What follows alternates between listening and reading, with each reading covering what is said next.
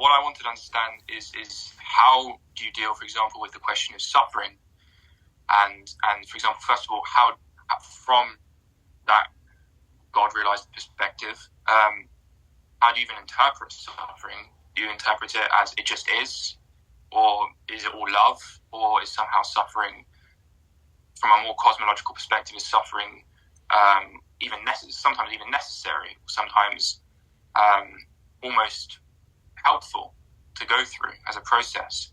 So that's the first question. How do you deal with, for example, because I'm confronting more and more like questions around suffering, questions around the shadow, like integrating the shadow, and sometimes even it seems like the wider collective unconscious shadow. Mm-hmm. How do you deal with having those perspectives of on the one hand, like I'm, for example, facing this constantly, day in, day out, where it's like my that more distant perspective is trying to move me towards kind of being with all of it, including like some of the worst shadow stuff. Mm-hmm.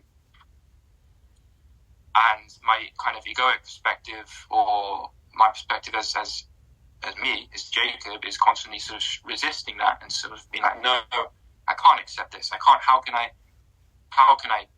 accept things like genocide? How can I accept things like slavery? How do you deal with having these two perspectives, where there's this one perspective that's trying to push you towards more kind of, for me, it's pointing me towards a sense of it just is. It's not necessarily even it's all love or any of that. It just is.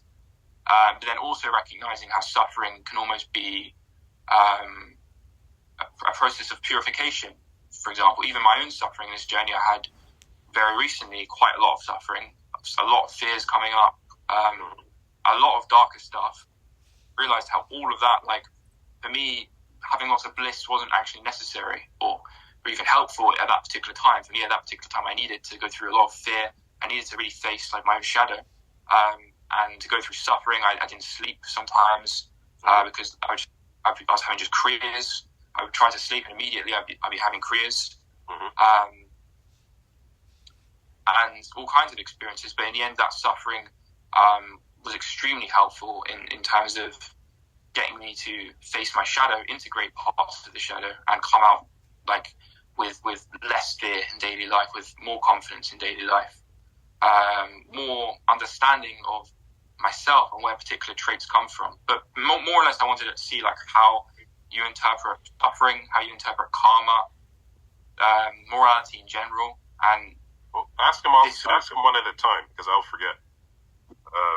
What's the first question? How do I deal with suffering?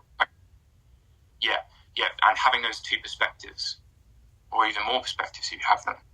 So when you say the two perspectives, which two perspectives? My own and God realization perspective? Yeah. In terms of suffering, yeah. Well, as the Buddha said, all life is suffering. They just accepted that. And that's the right simple answer. All life is suffering. The other part of that is all of it's just an act. Right? You're not the one who's suffering. You're pretending to suffer. Right. Right? Because you're not Jacob. You're God. You're the ground of all being. You're Brahman.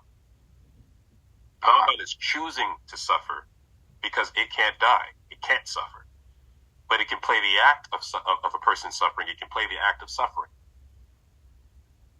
Right? Because it can't die, and because it's immortal, it's eternal, it's infinite, it's all-powerful, all it is being. All it chooses to do is to have the experience of being the opposite of itself. So the opposite of itself is suffering. So it chooses to suffer because it can't die, because it's only acting to be a person or individuals or a collective who is suffering.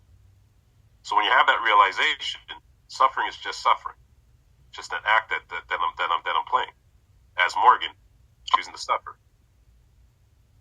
So you're, in a sense, it's kind of like almost like if it is everything, timelessly, forever, eternally, sort of, it would. So, but what I'm not understanding from your explanation is what is fundamentally the point of that suffering? Is there even a point, or is it just it is all of it? So that includes suffering, and it just sort of is, or does suffering do? Yeah. Sorry to cut you. I was just going to say God is bored. From a divine perspective, it has nothing to do. It can't do anything. It's the only thing to exist. There's no second God. There's no two gods. There's no two grounds of all being. There's no two Brahmans. All there is Brahman. There's nothing to do. So it chooses to act out things. It chooses to manifest things because it has the power to do so. So it can pretend to be two gods. It can pretend to be four. It can pretend to be 8. It can pretend to be 16 or 32 or 64. And it goes on and on and on as it keeps dividing itself because it has the power to do so. There's nothing else for Brahman to do. So it chooses to do all these things because because all it is Satchitananda. That's all it is. It's just bliss. Well, if you're just bliss all the time, at some point it's like, okay, this kind of gets boring. Let me experience being the opposite of bliss. Let me experience being the opposite of Satchitananda. So that's what it does. That's what it does. What it does. It's just experiencing all possible experiences. It's trying to experience everything it can possibly. Because at the end of the day, it can't die. It can't.